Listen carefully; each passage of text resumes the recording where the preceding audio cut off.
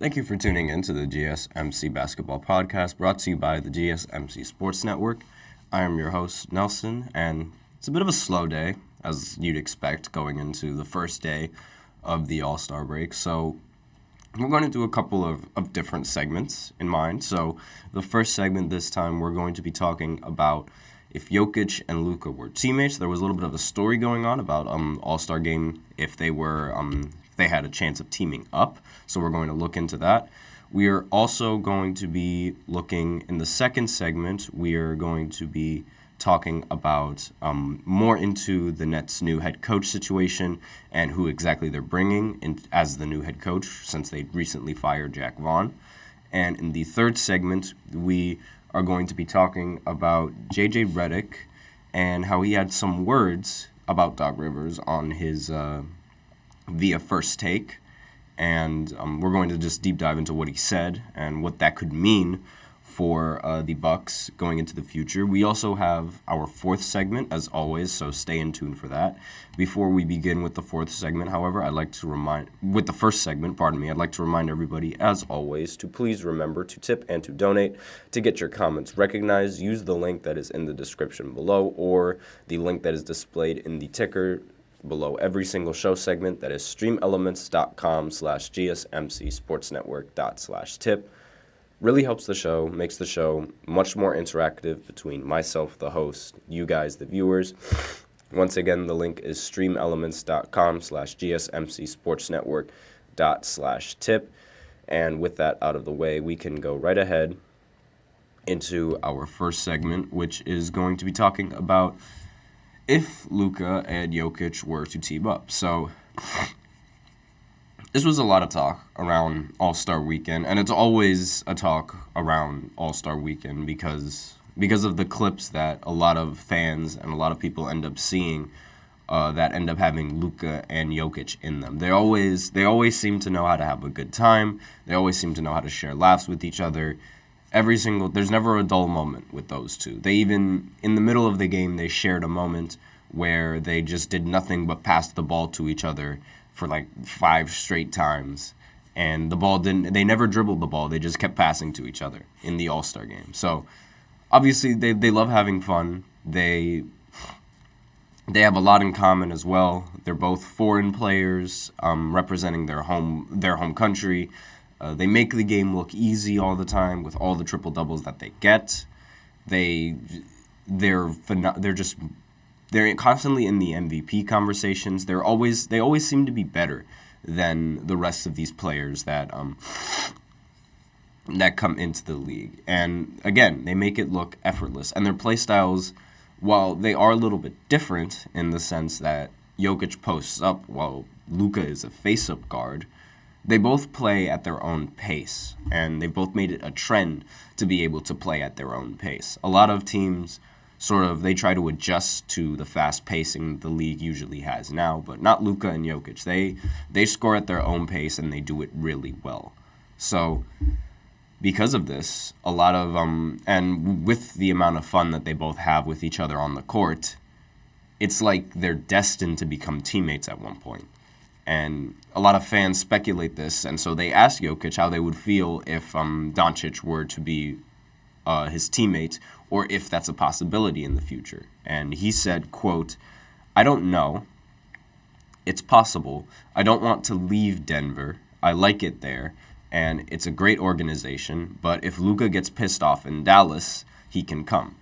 So obviously he's giving the option to Luka on whether or not he want to team up. So Jokic is staying put, and it doesn't really seem like he's going to move from Denver. And I mean, why would he move from Denver? There's no real reason for Jokic to move on from Denver, given how Denver just recently won a championship with him. And their roster isn't bad whatsoever. They already have a competent point guard with Jamal Murray. They have great role players with KCP. And they also have a competent scorer with Aaron Gordon to draw attention off of Jokic if a double team comes. They use Aaron Gordon really well with this offense. And in the beginning, when they first traded him, Aaron Gordon said, "I've never gotten so many good looks at the basket." Like, those were the easiest baskets he was getting. And obviously, if it would be very difficult for the Mavs for the Denver Nuggets to acquire Luka Doncic via trade.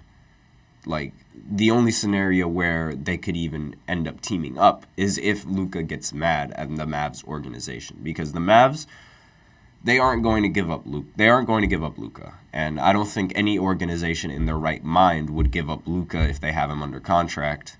And because so far Luka seems to be happy in the situation that he's in with the Mavs. You could say it's the money. You could say it's the teammates. You could just say it's that he's an overall nice guy.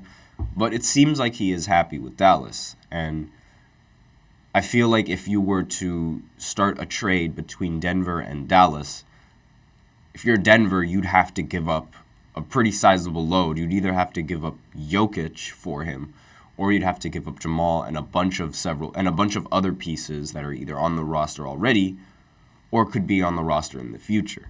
So I don't know exactly how many draft picks they have and what draft picks are valuable, but I do know that Luka Doncic, the Mavericks aren't going to give up Luka that easily, unless he's unhappy. Granted, he could force his way out of the team via trade, similar to what James Harden did the past few years, where he was in Houston. He forced his way out via trade by not necessarily taking practice that seriously with them.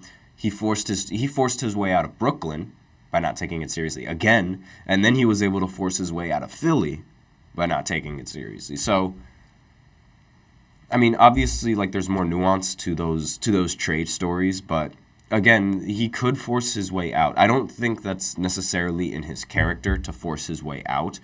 I don't think that's something that Luka would do, but it's still a possibility if the Mavs were to engage in trade talks. But again, don't think that's going to happen because the Mavs are attached with Luka. Why wouldn't they be attached with Luka? So, and not only that, it doesn't really... The Mavs organization, they don't really get a lot of their players angry. The Mavs are a great organization. Mark Cuban is a great owner, and they treat their players right. And so far, they've gotten Kyrie to actually participate in some of their games when he's not injured. Obviously, if you're injured, I don't really expect you to be playing a lot of games, and I don't really expect you to show up in a lot of these games because you're injured. And he was legitimately injured, so it makes sense how he missed a couple of games. But they treat their players with respect, and it doesn't look like Kyrie is aggravated with the organization. It doesn't look like he's upset.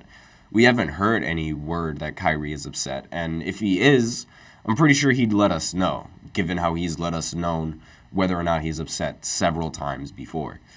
And more so on if they could trade him, on if they were to trade him. Luka is a fan favorite, and the same with Kyrie, and they get along well. So I don't necessarily think that Dallas is going to be looking to trade Luka anytime soon. And Dallas's record is 32-23 right now. So again, it's not like the Mavs are a bad team, but it's not like the Mavs are a bad team, but with how, if Luka is unhappy, constantly not being a bad team, but constantly falling short, then there's a possibility that we could see him going to Denver. I mean, I wouldn't be opposed to it whatsoever, because if I have such a good relationship with Jokic and he's such a great player, then it's the sky's the limit for that duo. They would be the next Kobe and Shaq. They would be the 1-2 punch that the league desperately needs. Not desperately needs, actually. We don't really need that anymore, but it would definitely bring a lot more attention to Denver. And obviously, I'm not to downplay entirely on Jamal Murray, because Jamal Murray is a very important piece to that team. And if they're able to keep him and at the same time get Luka, that team would be a serious problem. And Luka's always he's always sort of needed help on his roster, and he doesn't really get that much help in a lot of these games, given how I understand, I gave Kyrie the benefit of the doubt for missing a bunch of these games, but still, I always say your best ability is your availability, and he's only played 33 of the 55 games this season. So Kyrie, he hasn't played so much, as much as the rest of the team, and I gave him the benefit of the injury because of I gave him the benefit of the doubt because of the injury, but I can't always keep giving Kyrie the benefit of the doubt due to injuries. In fact, he doesn't really deserve it at this point, because so far, since leaving Cleveland, Kyrie has not been able to have a consistently healthy season. As in, he's always sat games out in every single season. And ludicrous amounts of games he sat out. So, just to give a little bit of a timeline on Kyrie Irving and him sitting out. Ever since he left Cleveland and won the championship in 2016, he was great in 2017 with LeBron in that other series. But with the other teams that he's played with, he's been relatively injury prone, and he hasn't really been healthy, particularly in the postseason. Now, as Kyrie's postseason career is incredibly meh without LeBron. You take out the championship that he won with Cleveland, and he hasn't done much with his playoff career. Now, obviously, making the finals 3 times in a row is impressive, but he did that with LeBron. So, what did he do after LeBron? Well, he went to the Boston Celtics in 2019. Well, no, actually, 2018, pardon me. 2017-2018 season is when he left. And he was great. He was great on Cleveland for the 2016-17 season. And then once he got into the playoffs, he ended up getting injured, and he couldn't play the entirety of the 2018 playoffs. But it was fine for Boston. Boston was able to make it all the way to the Eastern Conference Finals, where they lost to LeBron, who was playing the best basketball that I've ever seen from any player in the playoffs. So it was almost as if the Boston Celtics had Kyrie, then they would make that final step and they would make it far. So the next year, 2019, comes around, Kyrie plays again for the Celtics, and this is where a lot of the tension between him and the Celtics organization starts to rise. Now, Kyrie becomes unhappy. It's visibly known that he's unhappy because he wants to be... The story behind it is that he wanted to be the man, but it seemed that the Celtics organization was leaning more towards Jaylen Brown and Jason Tatum and their young stars. So obviously there was a lot of chemistry issue between that team. Those guys were more focused on the team, but Kyrie was more focused on himself. It seemed like. I'm not going to throw in a bunch of stories out there, but that's what it seemed like. And in the 2019 series with Boston, the team ended up going the team didn't end up going as far as they thought they would in 2019. And they ended up going shorter in the playoffs with him than they did without him. They ended up losing earlier in the second round. And Kyrie had a really bad series. He had one game where he shot 8 for 22. He said, that's not going to happen again. And then he goes into the next game and he goes 7 for 22. And obviously, they lose the series in 6 games. And this was where it didn't look like Kyrie's future with Boston was all that certain. And it looked like Boston was he was going to move on from Boston. And he ended up doing that. And he ended up signing with the Brooklyn Nets after the Boston Celtics ended up losing in the second round, with Kevin Durant making a super team, a dynamic duo, if you will, in Brooklyn. But since KD technically doesn't play in that year for Brooklyn because he recently got injured with an Achilles injury and was sidelined for 2020, Kyrie also decided not to play that many games in the season, and he didn't even play half the games. Didn't go into the bubble for the Nets whatsoever, as the Nets got swept in the bubble. So not really, it was that year was sort of chopped off for the Nets because they weren't at full strength and they knew they weren't going to be at full strength. So they just waited until 2021. And it made sense at the time for Kyrie Irving because it's why would Kyrie play a bunch of these games when they didn't really matter? We're just risking him getting injured as well. But 2021 was supposed to be the official year of the Nets finally doing something.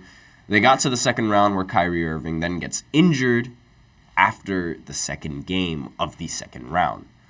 You notice a trend here. If he's not doing well in the playoffs, he's either injured or he's just playing bad. Like, it's one or the other. He's either just not playing or he's just playing bad. And because of this, the Nets ended up losing in 7 games in the second round. And the Boston Celtics ended up going... Actually, no, they did not end up going farther in this year because they beat the Celtics, pardon me. But the year before that, the Celtics did end up going farther than Kyrie did. And going into next season, there were more rules put in place for COVID-19 in certain states, New York being the one to get punished more than all of them. And that's the city that didn't allow a lot of people to work if they didn't take their vaccine. Kyrie Irving, being one of the players that didn't take the vaccine, then decided to, it caused him not to play in the rest of the season because since he didn't take the vaccine, he wasn't legally allowed to play for the Brooklyn Nets. And this caused a lot of chemistry problems with the team. Harden wasn't dealing with these chemistry problems and requested a trade, therefore turning the Brooklyn Nets back from a super team to a dynamic duo.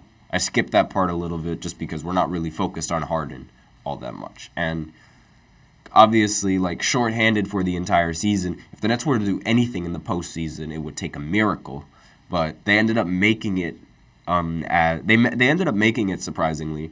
And Kyrie and KD ended up playing the games that they needed in the final stretch of the season to make it to the playoffs. And their postseason was incredibly short-lived. Kyrie only had one good game, and that good game was Game 1. After that, he played absolutely terrible and got swept to the Boston Celtics. So, obviously, he's been nothing but a disappointment in the postseason, and his seasons have ended in nothing but disappointment.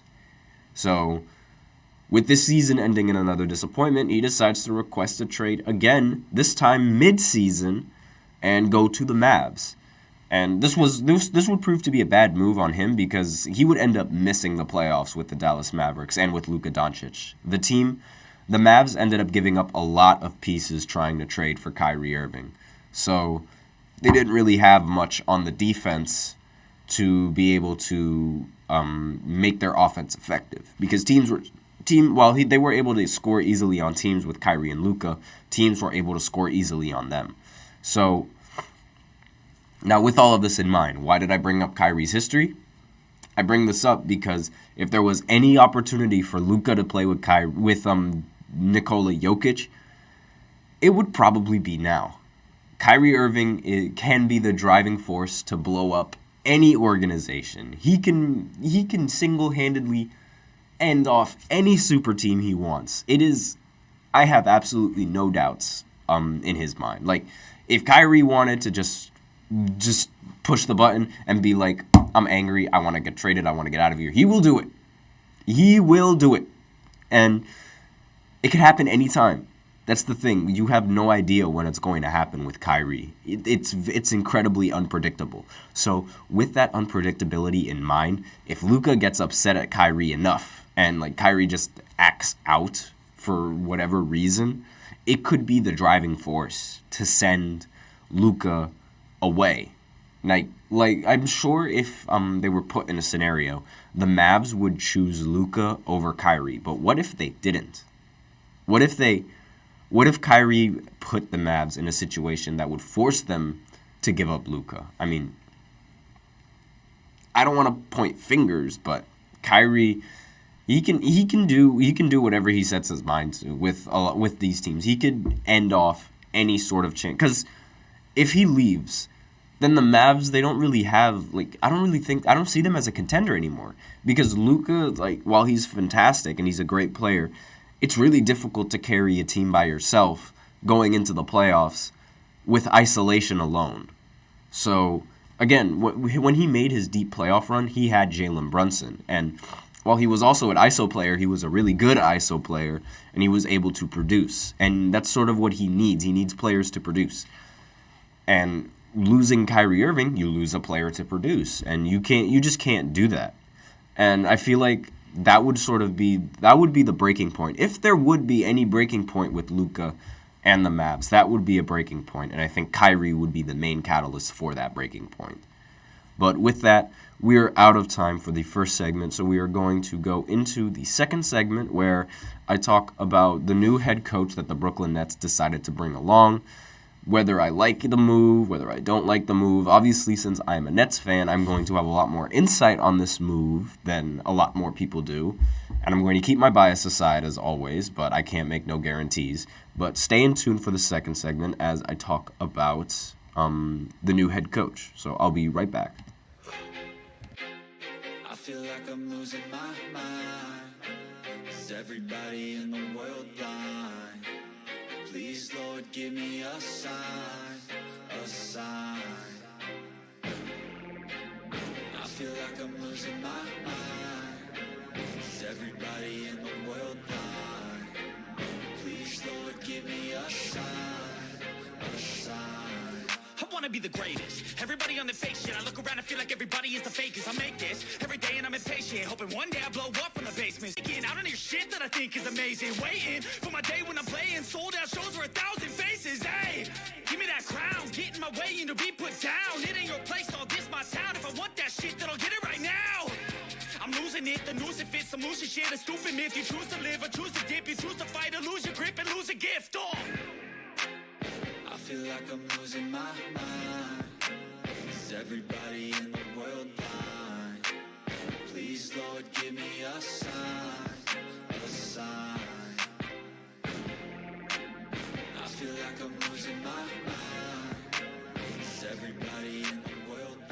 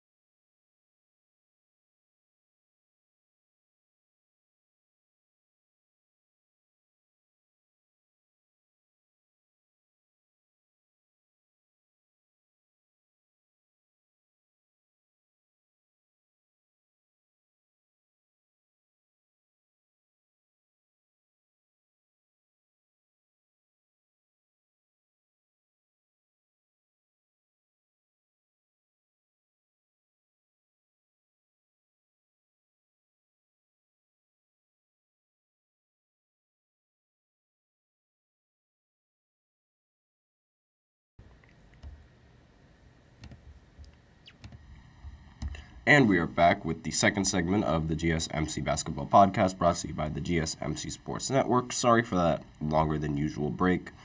Had to go use the bathroom. So, with that out of the way, we are going to talk about Brooklyn Nets and their new head coach. And this is going to be one of those topics where I am not going to be in a relatively happy mood, but I will talk about it nonetheless, and I will talk about it without having much bias, hopefully. But before I begin with this segment, I'd like to remind everybody, as always, please remember to tip and to donate to get your comments recognized. The link is in the description. It is also displayed in the ticker below every single show segment. The link is streamelements.com/gsmcsportsnetwork./tip. Really helps the show, makes the show much more interactive between myself, the host, and you guys, the viewers. Once again, the link is streamelements.com/gsmcsportsnetwork./tip. And let's go ahead and rip the Band-Aid off and talk about this new head coach. So, the new head coach that the Nets decide to bring along is Kevin Ollie, after the Knicks recently decided to fire Jack Vaughn as their last head coach, who they, for some reason, recently signed for an extension, only to fire him afterwards. But we'll talk about that a little bit later. So they obviously had to replace for the coach that they ended up firing. So they ended up getting interim coach Kevin Oley for the job. And just like Vaughn, his coaching experience isn't really that strong. Oley was the head coach for the Yukon Huskies around the time the Huskies left the Big East and joined the AAC in 2012. And now the Huskies, they were, during the time span of during his tenure as a coach, they were relatively well. In his first year, they ended 20-10. In the second year, they were 32-8. Then in 2014-2015, they were 20-15. 2015-2016, they were 25-11. 2016-2017, they were 16-17.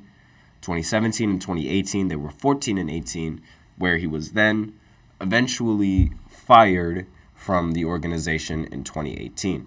He did lead the Huskies to their fourth national title in 2014, however, which was ultimately their best season, going 32-8. So then he took a break from coaching and coached for Overtime Elite from 2021 to 2023. So again, not the experience that I would personally want from a head coach going into mid-season at all. Like, what's worse is that we've already seen what could happen to a team if they were to replace their head coach mid-season. I mean, obviously, like, we did see we also saw Jack Vaughn completely turn the Brooklyn Nets around from losing with Steve Nash to going on their best win streak in franchise history. But the argument could be made that it was just the fact that he was coaching Kyrie Irving and Kevin Durant. Those two are some of the best isolation players that the league has ever seen. And therefore, there wasn't really much that needed to be done other than to make sure that the players were standing in the right spots and Kyrie and Kevin Durant had enough space to operate and the lineups were catered to their play style, if you would. And when you have players like that, and it just makes the job so much easier, because I'm just adjusting the lights real quick, don't mind me, because it makes your job easier because there's not really much that you need to do as a coach. The players end up doing the job for you. Like, they're so good that they can provide on the offensive side of the ball, so that way you don't have to worry about drawing up plays and trying to confuse the defense, which is something that Golden State tends to do. Like, Golden State is one of the few teams that doesn't necessarily rely on isolation. They do, don't get me wrong, they do. But a lot of their plays are derived from off-ball screens, on-ball screens, and a combination of passes to get the defense moving. And with that in mind, it takes great chemistry and great coaching in order to pull off that kind of offense and that kind of ball movement to perfection. Like, so that's sort of the difference between, like, having a good coach and having, like, a coach that sort of does nothing and it allows their players to sort of operate more into their own system rather than into the system of an offense that he has set. That's sort of the difference between Vaughn's coaching experience at first starting with Brooklyn compared to what it's ended with Brooklyn, to where, okay, now he sort of doesn't really have that many competent players, and some of these players don't even want to play all that many games. Ben Simmons. So having that, with that in mind, was it fair to fire Vaughn mid-season? I personally don't think so. I personally think that the Nets should have kept Vaughn for the remainder of the season, and if they were going to move on from him, they should have done that after the season, because right now the team is out of the play-in conversation. They could make a run if they end up doing well, who knows? And they could make a spot in the playoffs if they win the play-in games.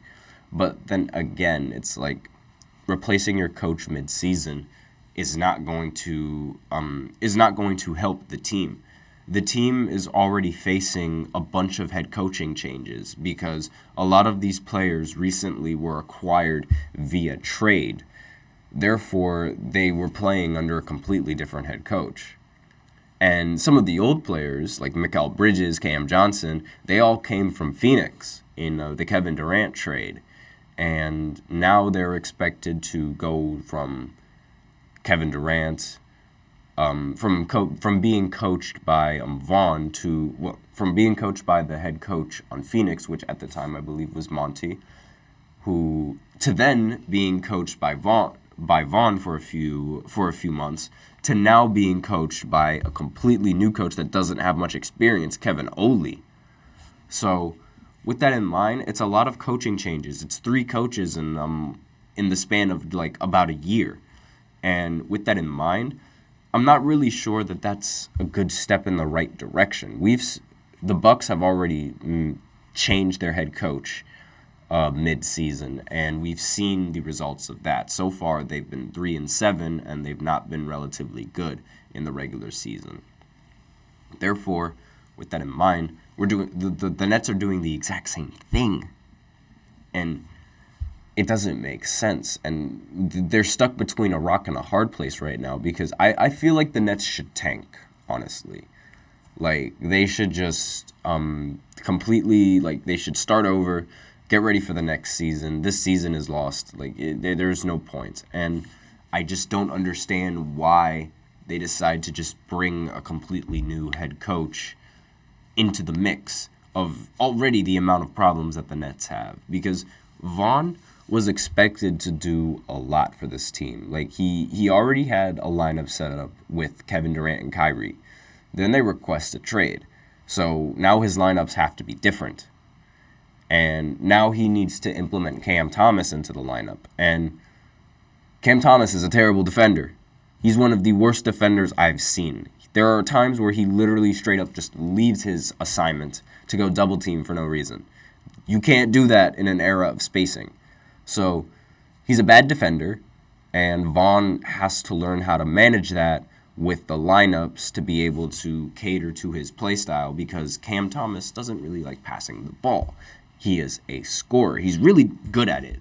Don't get me wrong. He is really good at it. But he doesn't necessarily pass the ball. And that's sort of what the team lacks. They lack a true playmaker. They have Dennis Schroeder. But Dennis Schroeder, like, seriously, he's a bench player. He's not going to lead us anywhere. And we need a very good starting point guard to lead the Brooklyn Nets somewhere. And it's just this new coaching change. It doesn't make any sense to me. It really doesn't, because it's a whole new setup that they now have to change. And what if this coach has a completely different play style than Vaughn, and now these players have to learn something completely new on the fly? And it's just not something that I think, it's not a sustainable position. I don't agree with this whatsoever. And they should have just stayed. They should have stayed with Vaughn for the final year, and they could have just fired him after the season. Like, again, if this season was a lost cause like it already was, I feel like there was no need to just make it even more lost with a completely different head coach. It's really bad. And with that, I think with this coaching change, the Nets, they might be done. I think they might be completely done for the rest of the season. And there's really, like, there's just nothing that the Nets could do now. And looking at this article, like, they've fallen out of top 10, and they've made the change, like, over the All-Star break. Like, I understand why this firing completely, like, I understand why this happened. They recently lost to the Boston Celtics by 50-plus points. They only scored 86, while the Boston Celtics ended up scoring like 138 or something like that. And obviously, that's a really terrible loss, so it makes sense how he got fired directly after that. But again, the season was lost anyway, so it was just a waste of time. Again, I keep saying that the season is lost, but again, it's just like it was lost. There was really nothing else that they really could have done. And Kevin Ollie, I mean, why would you rather have a coach that has college experience as opposed to a coach that has NBA experience already in Vaughn? I mean, experience triumphs over practically everything in this light is falling. Whoops. Experience triumphs over practically everything in this league, and you sort of need that experience in order to remain an effective basketball player, an effective coach. And obviously, like, sometimes experience is like it could be the downfall of some teams, like the San Antonio Spurs with Greg Popovich, all the experience he has in winning championships. And so far, this team with the Spurs is looking nowhere near championship contending. But again, like, I mean, he won an NCAA title, cool, but UConn is known for getting a lot of great athletes, and they're known for winning NCAA titles. They literally just won a men's title last year in the NCAA tournament. So it doesn't really surprise me that he ended up winning with the Huskies at one point in his career. It's obviously really difficult. Not going to downplay that, but again, it's the same trend of being aided by a lot of great players and a lot of great prospects. That's the same thing that Vaughn had. That's the same thing that Nash had. Nash just couldn't handle coaching Kyrie. And to be fair, nobody can really handle coaching Kyrie. It's really difficult to coach him. So he had to be let go. He wasn't a relatively good head coach because, again, these players, they were ISO heavy. So there was nothing that really needed to be coached there when you're in ISO heavy positions. And with that being said, there's barely any room for error. It's usually the players that mess up. And while it's not relatively fair to fire the coach when the players do mess up, the coach is responsible for running these plays. And if what you usually run isn't working, then the coach needs to be there to make the adjustments so that way their offense can work and their offense can continue to score. That's sort of like the basis of having a coach, and that's the main problem with ISO-heavy lineups. Because once the ISO doesn't work and once teams figure out how to defend it, or once they're having a bad game, there's nothing that they can do. And we saw this trend in 2022, I believe, when Kyrie Irving and Kevin Durant played arguably the worst game 2 I've ever seen in my life. They went like 1 for 18 from the field in the third quarter and the fourth quarter. They missed every single shot, but for some reason, Steve Nash never called timeouts while they were missing shots and while the Boston Celtics were going on a run. The Brooklyn Nets were up by about like 20 points at one point, and the lead slowly ended up going away because Kyrie and Kevin Durant were taking way more shots than the rest of the team because of how ISO heavy they are, and they were missing. Because they were missing, the Boston Celtics were able to continue to score because of the lack of defense, and the Brooklyn Nets ended up losing that game. And so having those ISO heavy lineups and having a coach that doesn't make those adjustments ends up being the downfall of some of these teams. But just a little bit that I wanted to talk about with this new coach. Again, not really much that could be said about him because there's not much experience. And unlike with Doc Rivers, where there's a lot of things to say about Doc. And speaking of Doc, we're out of time with this first segment, so I'm going to go into the third segment, where I talk about JJ Redick having a few things to say about Doc Rivers and his coaching experience. So I will be right back after this short break.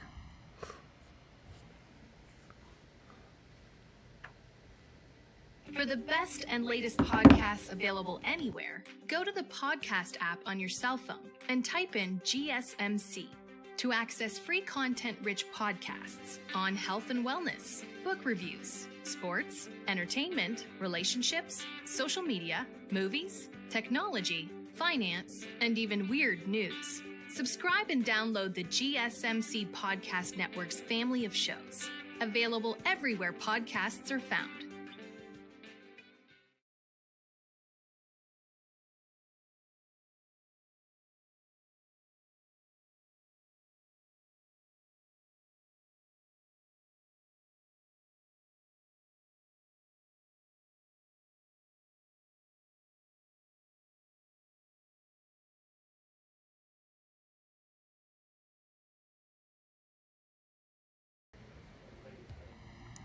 And we are back with the third segment of the GSMC Basketball Podcast, brought to you by the GSMC Sports Network.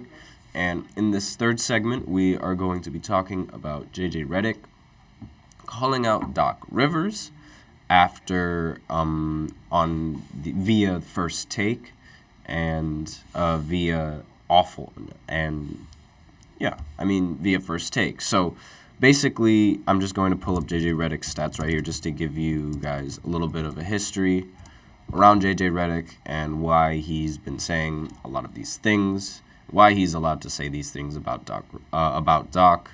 So he was a role player, but he was a very, very good sixth man of the year. He was a very good sixth man of the year candidate and was a very good sixth man for a lot of the teams that he played with. Now, while he was a sixth man, he did end up starting in a lot of his games around 2013, 2014 when he was playing for the Clippers.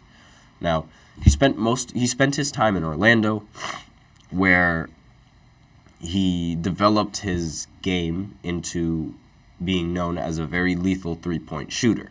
He shot 41% from three in his career and 39% in Orlando. So with that in mind, he was a very valuable asset going into the NBA, especially around this time where the era of the three-point shot was starting to reach its peak.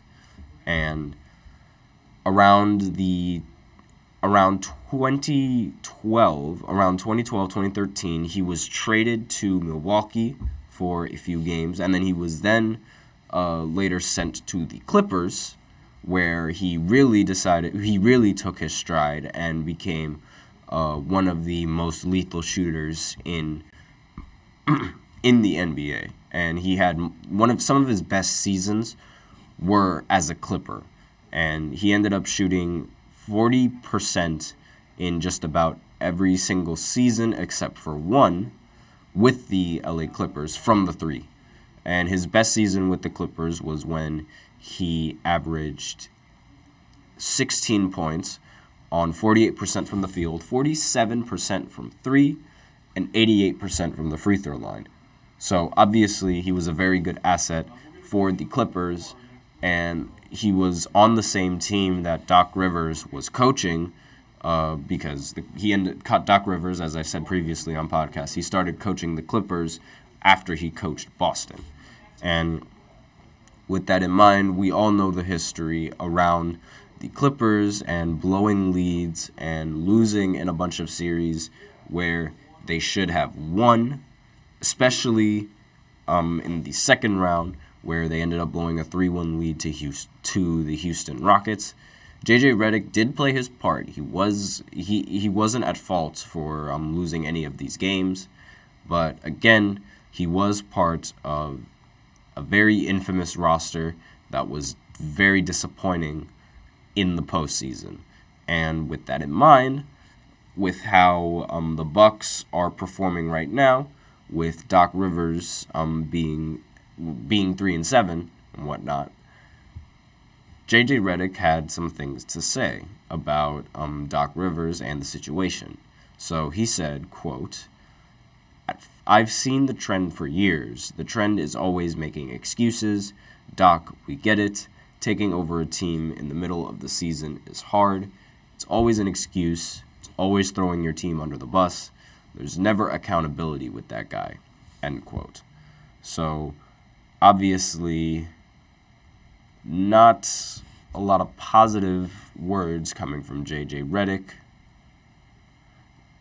towards Doc Rivers.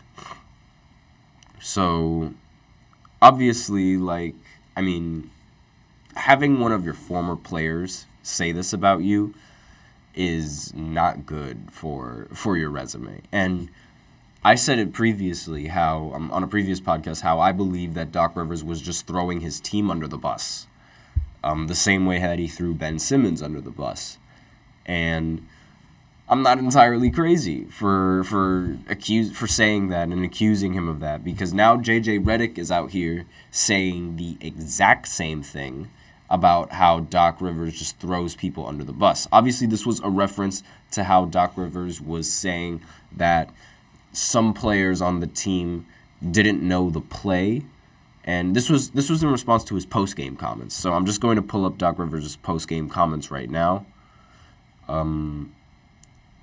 because he said this in the most recent loss about his team. Some teams were in a completely different state of mind, and if I just pull out the right quote with the Bucks, because they lost in shocking fashion to the Memphis Grizzlies, which they shouldn't have lost, and because, I remember the quote. He said that we had some players in Cabo or something like that, and obviously this was a shot at some of the players and their lack of attention. And while I understand, like, you can't entirely control your team and what plays they remember, you're also sort of like in that power to make them remember the plays. Like, you're the one that hosts the meetings, and if you know that the team struggle remembering a play, maybe, I don't know, review the play in the film room for a few times, run the play a few times.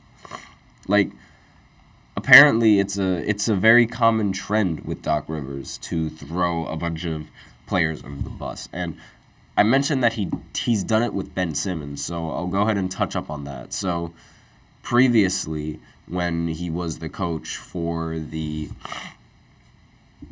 Sixers, Ben Simmons was their starting point guard for the time. The Sixers were the number 1 seed, and obviously they were one of the favorites to win the entire thing. And this was in 2021. So they go into the second round, they face the Hawks, and Ben Simmons, he just plays absolutely horrible. He plays so scared, and it's as if he doesn't want to participate at all in the offense. And he ends up passing up a wide-open dunk over Trae Young.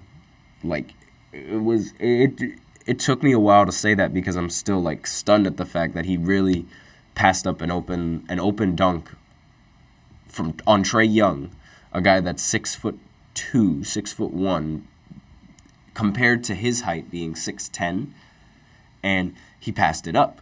So obviously, a lot of the players weren't happy with this, Joel Embiid in particular, and Joel Embiid and Doc Rivers throw him under the bus immediately. And this angers Ben Simmons, causing him to not want to play for the Sixers anymore. I don't blame him, but at the same time, like, that's really weak. You should just play, because why don't you just go out there and prove to everyone that you are better than what they say? That's what if I had Ben Simmons' skills, that's what I would do. And he gets traded, so now that James Harden is on the Sixers, there's like barely any excuse. Joel Embiid also just won the MVP. There's no excuse. So the first year, this was when Joel Embiid was a runner-up to the MVP. They ended up losing with Harden. So obviously, like, Harden played really bad, and Doc Rivers, I mean, he didn't really do much to help the team. But at the same time, James Harden did play really bad. Then they went into the next season with Joel Embiid winning the MVP and playing the Boston Celtics, where they blew a 3-2 lead. So obviously, that's when they decided to cut the strings with Doc Rivers and fired him, because he just keeps blowing leads. This is constant with him, and he doesn't do anything to improve the team. He just throws them under the bus. I understand that the players have to make shots, but as a coach, you can't say that about your players on live TV. You can't say that. Like, you have to own up to the fact that there could have been things that maybe you could have done better, and the fact that you just say that the team needs we just need to work harder, and like we need to practice more, stuff like that. Like, you don't throw them completely under the bus. That's just not cool, in my personal opinion. But with that, we are out of time for the third segment, so tune in for the fourth segment, where we take a look at the NBA Power Rankings. Now, despite the fact that there haven't been any games that went down, the Power Rankings were still released, apparently, yesterday, and we didn't get to look at them yesterday. So we're going to look at them today, right after this short break.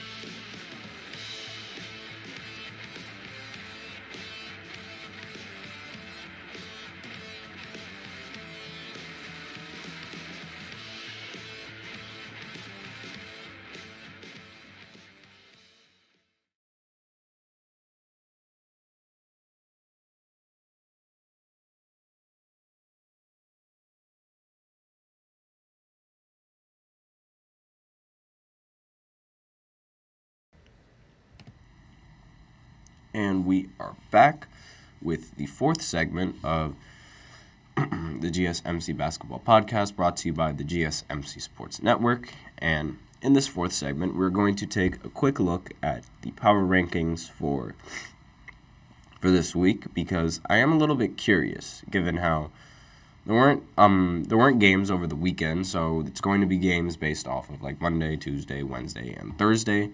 And again, like, really curious about the results for some of these games. I predict that the Milwaukee Bucks are going to be like in the 10th spot after their recent loss to Memphis. They are not going to move up, they're going to move down.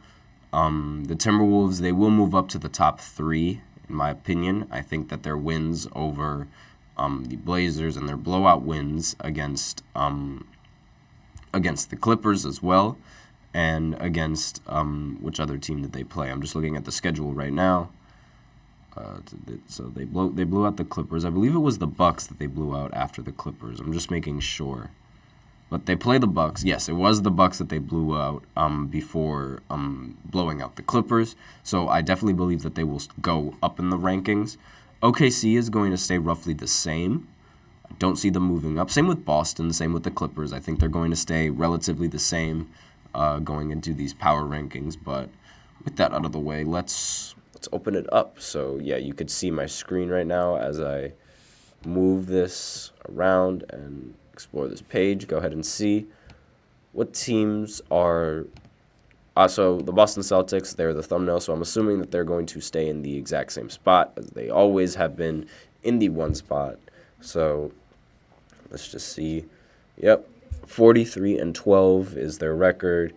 They obviously hold the one spot because they've been on a roll. They beat my Brooklyn Nets twice.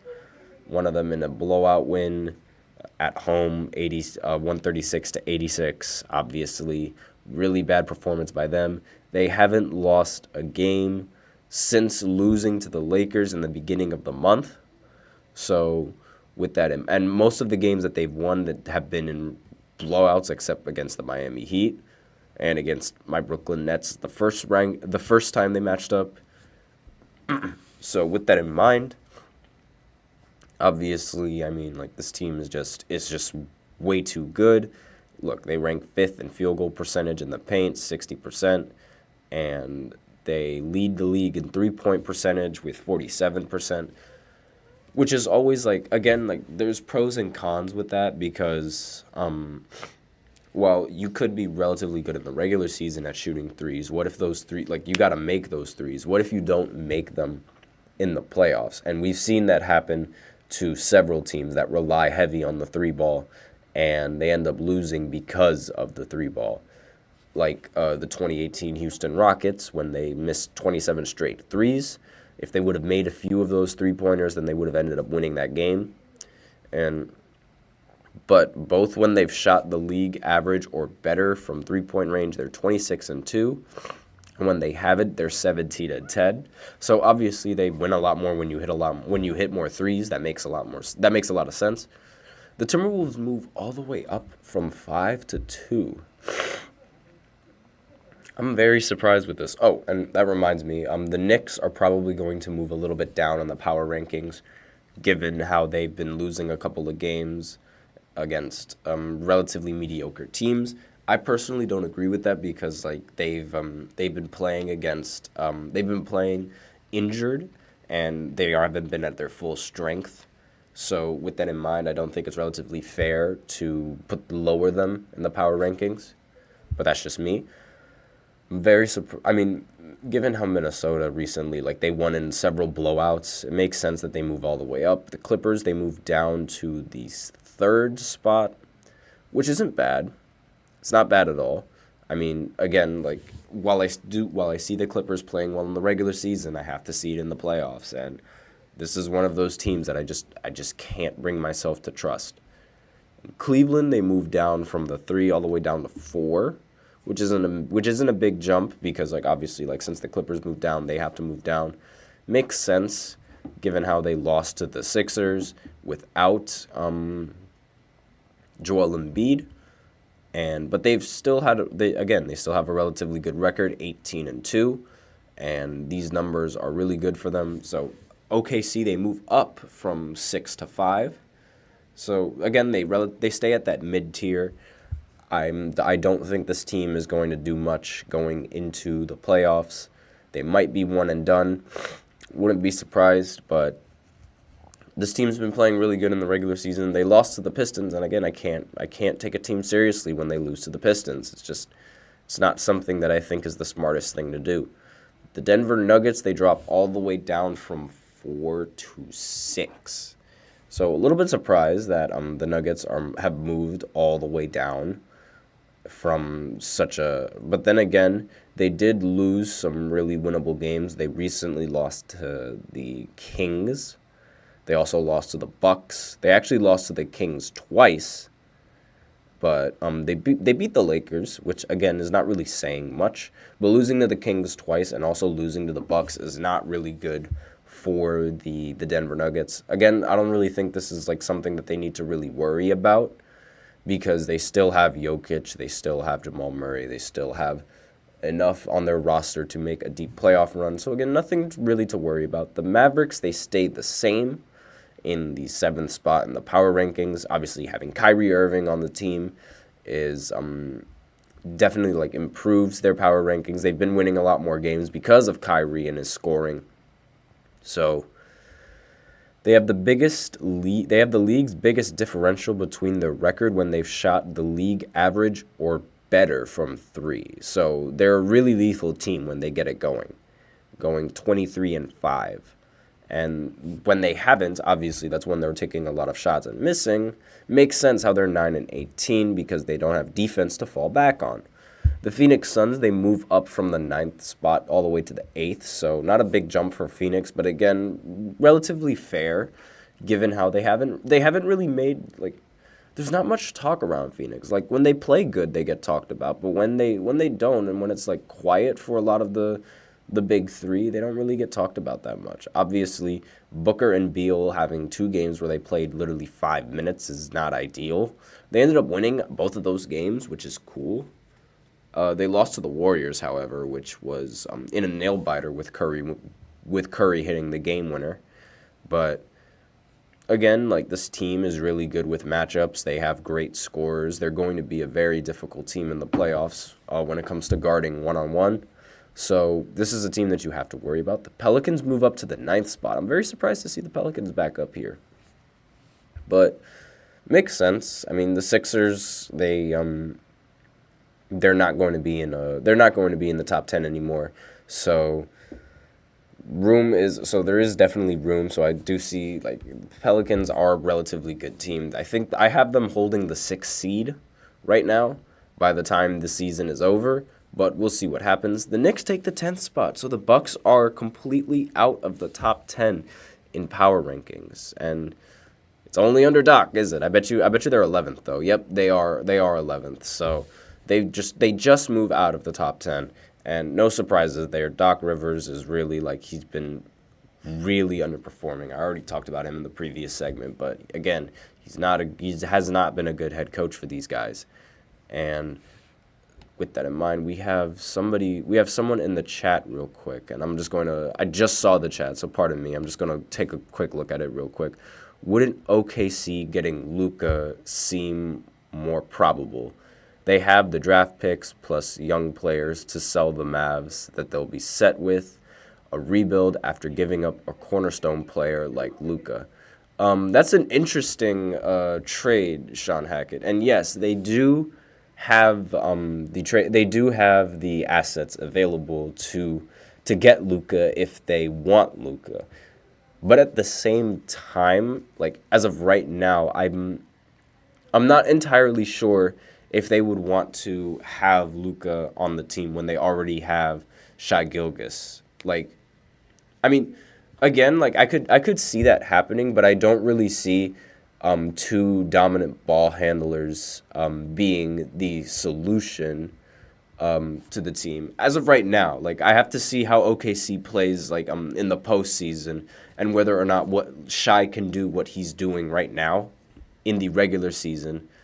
That too, Sean. They also don't have cap issues yet, but I don't really know the relationship between Luka and the Oklahoma City Thunder. I mean, I know we all know the relationship that he has with Jokic, which again, it is going to be, I already talked about it in the previous segment. I'm not sure if you were there for that, but I don't really see Luka being able to go to the Denver Nuggets via a trade, given how they would have to give up a lot of pieces, and I just don't see the Denver Nuggets doing that with the relationship that they have with Jamal Murray.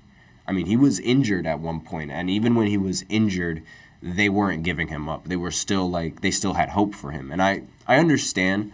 I understand your side completely about how OKC definitely has, they have the picks, they have the young players that they're able to sell to that team if they were to start a trade. However, I don't really think that package with all of those young players, with the state that the Mavs roster is right now, is going to be a trade that the Mavs are going to look for. I mean, what players would you have in mind that they would trade? I don't really think that they would prefer building their team around someone like Josh Giddey, just to give you an example.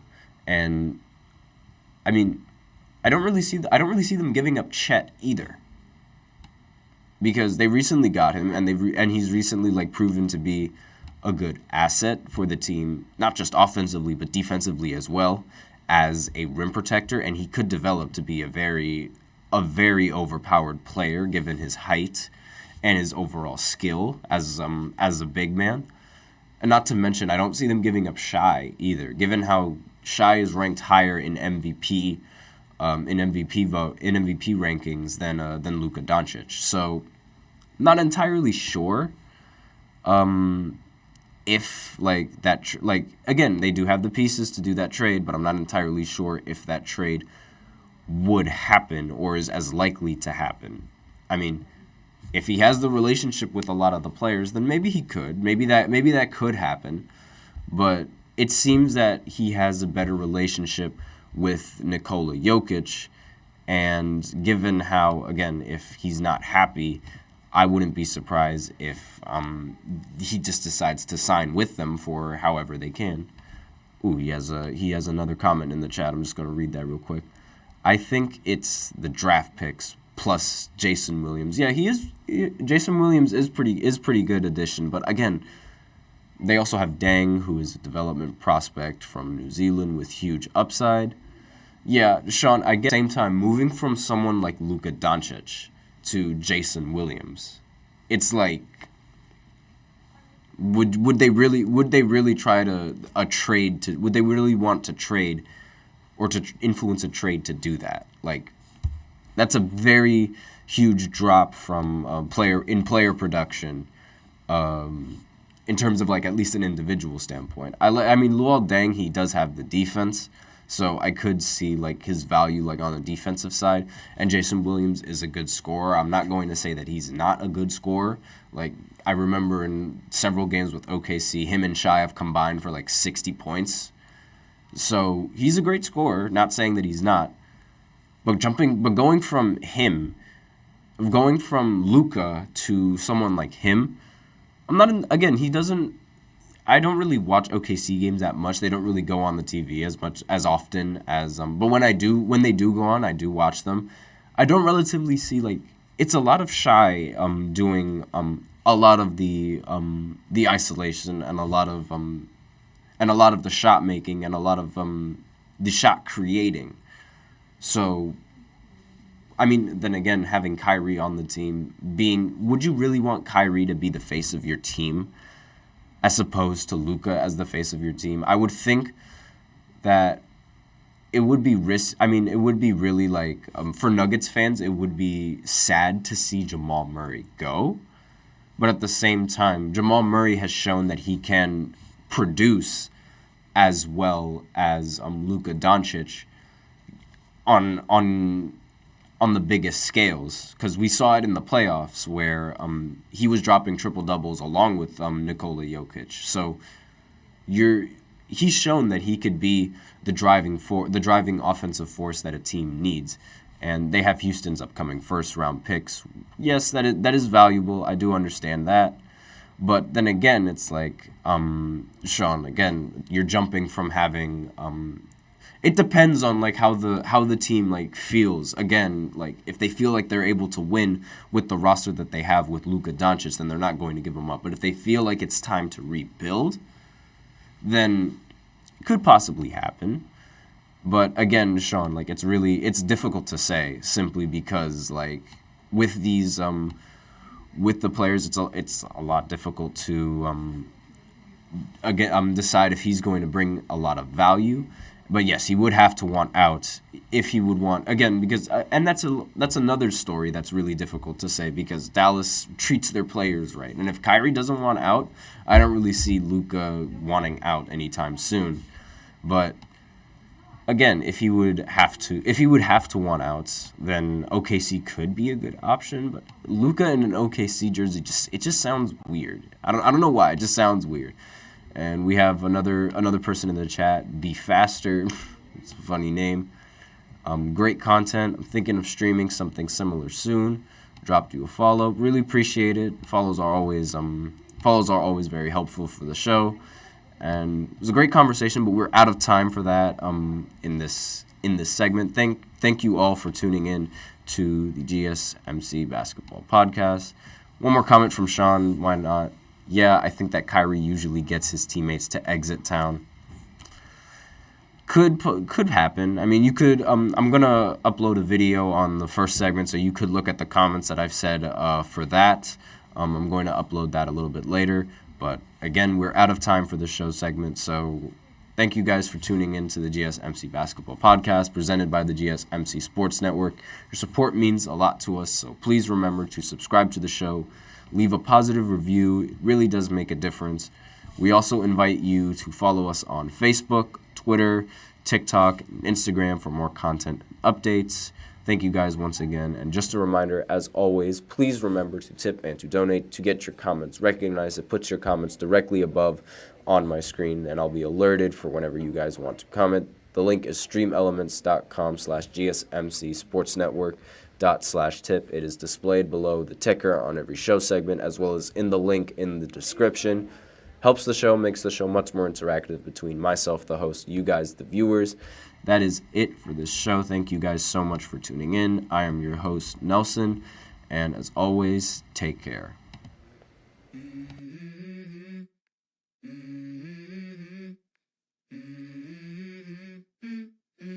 Let's go. I wake up to a little bit of drool on my pillow, feel like it's gonna be a bad day.